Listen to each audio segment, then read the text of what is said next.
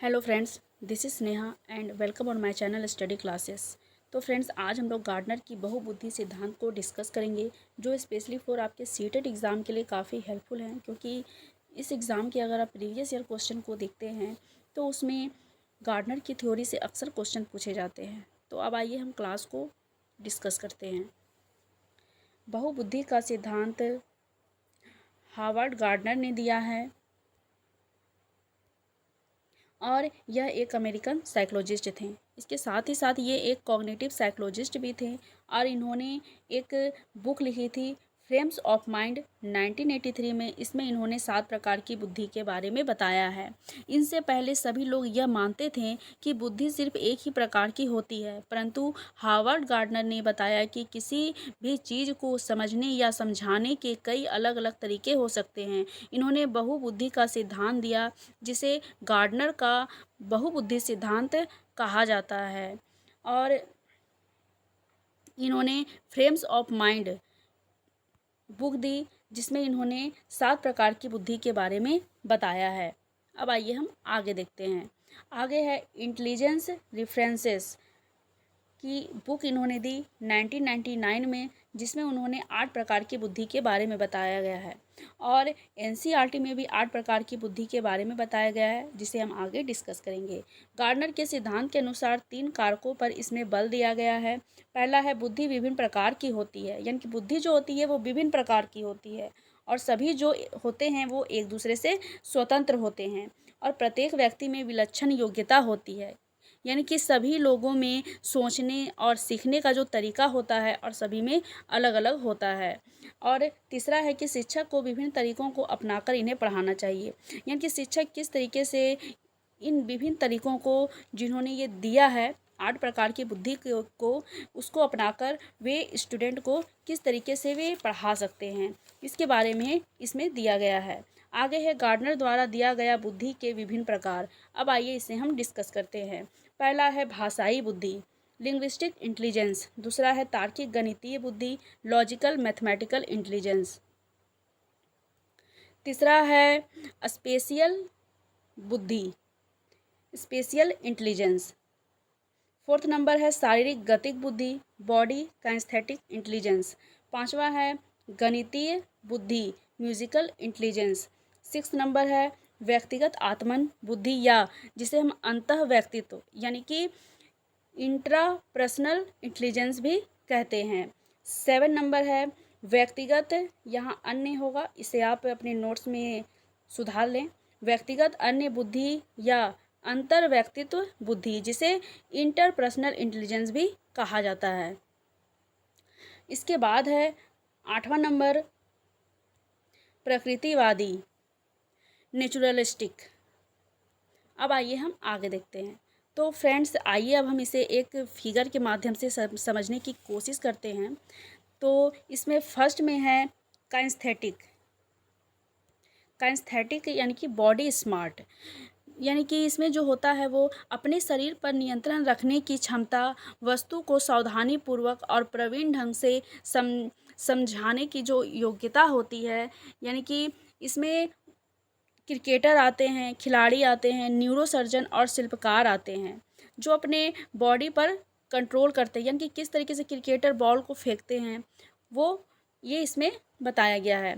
इसके बाद है इंटरपर्सनल।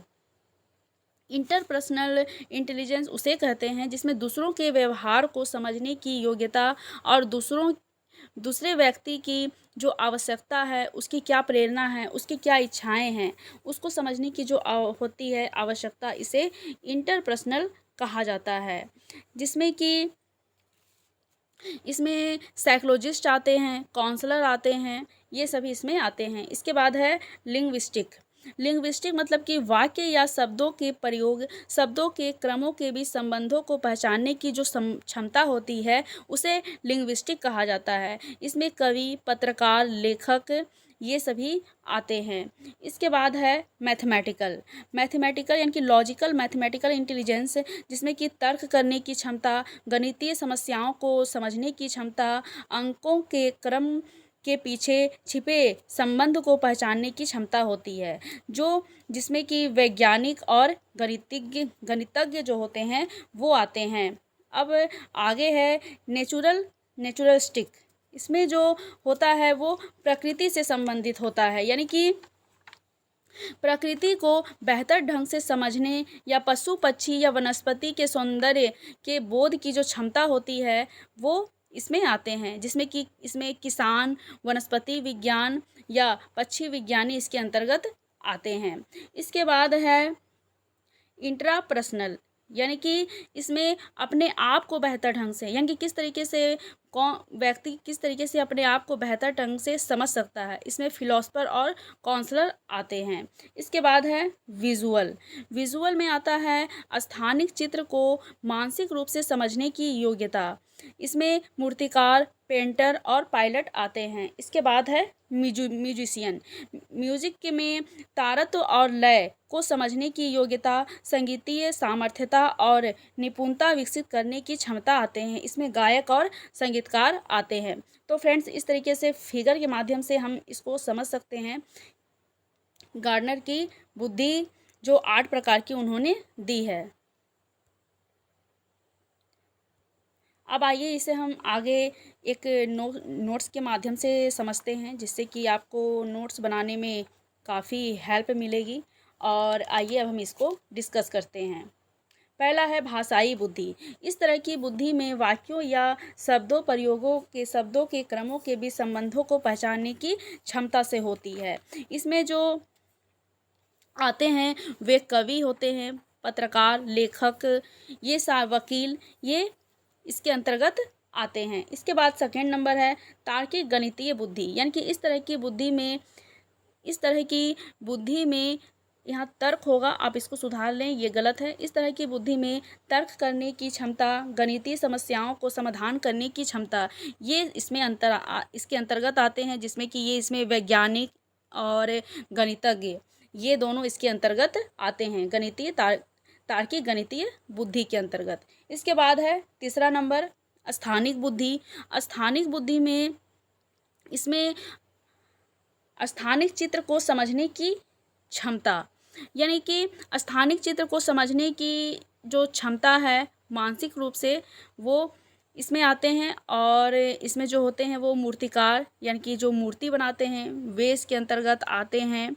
और इसके अंतर्गत इंटीरियर आते हैं। इसके बाद इसमें पेंटर्स भी जो होते हैं वो इसी के अंतर्गत आते हैं।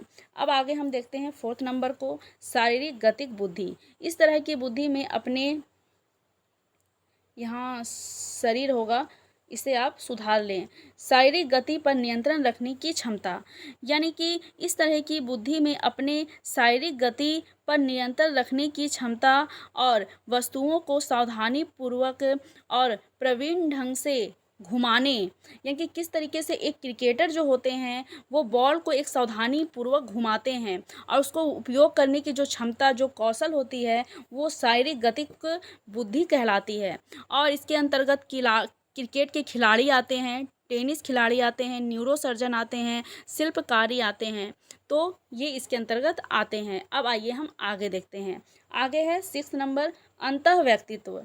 इस तरह की बुद्धि में अपने भाव एवं संदेशों को समझने की क्षमता, यानी कि इसमें क्या होता है कि व्यक्ति अपने आप को समझने की क्षमता होती है कि वो कितने अच्छे तरीके से अपने आप को समझ सकता है, अपने भावों को, अपने संवेगों को वो समझ सकता है। तो फ्रेंड्स, इसके अंतर्गत जो आएंगे वो आएंगे फिलोसफर और काउंसलर। इसके बाद है अंतर्व्यक्तित्व का मतलब होता है दूसरों के व्यवहार को समझने की क्षमता, यानी कि इस तरह की बुद्धि में दूसरे व्यक्तियों की प्रेरणा, उनकी इच्छा क्या है, उनकी आवश्यकता का क्या है और उनकी मानसिक दशा क्या है, ये इसके अंतर्गत आते हैं। तो इसके अंतर्गत जो आएंगे वो साइकोलॉजिस्ट होंगे, काउंसलर होंगे, सोशल वर्कर होंगे, लीडर होंगे, तो ये सभी अंतर्व्यक्तित्व के अंतर्गत आते हैं। इसके बाद 8वां है प्रकृतिवादी। तो प्रकृतिवादी यानी कि प्रकृति को बेहतर ढंग से समझने की क्षमता, यानी कि प्रकृति को कोई व्यक्ति कितनी बेहतर ढंग से समझ सकता है, पशु पक्षी और वनस्पति सौंदर्य को समझने की जो क्षमता होती है वो इसके अंतर्गत आती है। इसमें किसान, पर्यटक, वनस्पति विज्ञान और पक्षी विज्ञानी इसके अंतर्गत आते हैं। इसके साथ ही साथ इन्होंने नौमा बुद्धि का सिद्धांत दिया है, जिसे अस्तित्ववादी भी कहा जाता है, जिसमें कि मानव अस्तित्व की मृत्यु, जिंदगी के बारे में समझने की क्षमता आती है। लेकिन एनसीईआरटी में 8 प्रकार की बुद्धि के बारे में ही बताया गया है। तो फ्रेंड्स, हम लोग एग्ज़ाम में भी अगर ये क्वेश्चन आते हैं तो आप 8 प्रकार की बुद्धि को ही टिक लगाएंगे।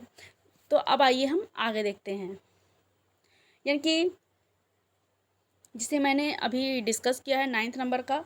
तो इसमें क्या होता है कि मानव अस्तित्व, मृत्यु, जिंदगी के बारे में समझने की क्षमता होती है। इसके साथ ही साथ इन्होंने अपने सिद्धांत में ये कहा है कि अभी यानी कि किस तरीके से जो व्यक्ति जो होते हैं उनमें किस तरीके से ये बुद्धि पाए जाते हैं, और इन्होंने किस तरीके से 8 प्रकार की बुद्धि के सिद्धांत को दिया है, और एक शिक्षक जो हैं वो किस तरीके से इनकी जो थ्योरी है इसके माध्यम से वे बच्चों को बेहतर शिक्षा प्रदान कर सकते हैं।